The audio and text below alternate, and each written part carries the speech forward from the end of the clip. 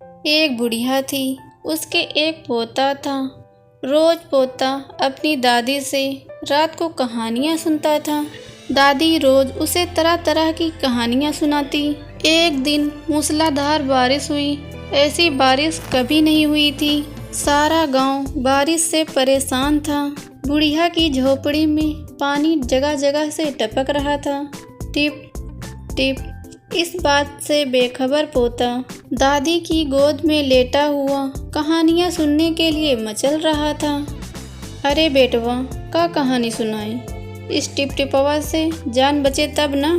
पोता उठकर बैठ गया और दादी से पूछा, दादी यह टिपटिपवा कौन है? टिपटिपवा का शेर बाघ से भी बड़ा होता है। दादी छत से टपकते हुए पानी की तरफ देखकर बोली, हाँ बचवा, न शेरवा का डर न बघवा का डर, डर तो टिपटिपवा का डर। संयोगवश एक बाघ बारिश से बचने के लिए उसकी झोपड़ी के पीछे बैठा था। बेचारा बाघ बारिश से घबराया हुआ था। बुढ़िया की बात सुन के ही वह डर गया। अब यह टिपटिपवा कौन सी बला है? जरूर यह कोई बड़ा जानवर है। तभी तो बुढ़िया शेर बाघ से ज़्यादा इस टिपटिपवा से डरती है। इससे पहले वह आकर मुझ पर हमला करे, मुझे पहले ही यहाँ से भाग जाना चाहिए। बाघ ने यह सोचा और झटपट दुम दबाकर वहाँ से भाग गया। उसी गांव में एक धोबी रहता था। वह भी बारिश से बहुत परेशान था। आज सुबह से उसका गधा गायब था। सारा दिन वह बारिश में भीगता रहा और हर जगह जगह गधे को ढूंढता रहा, लेकिन वह कहीं नहीं मिला। धोबी की पत्नी बोली, आप जाकर पंडित से क्यों नहीं पूछते? वह बड़े ज्ञानी हैं, वह आगे पीछे सबके बारे में जानते हैं। पत्नी की बात धोबी को समझ में आ गई। अपना मोटा डंडा उठाया और पंडित जी की तरफ चल दिया।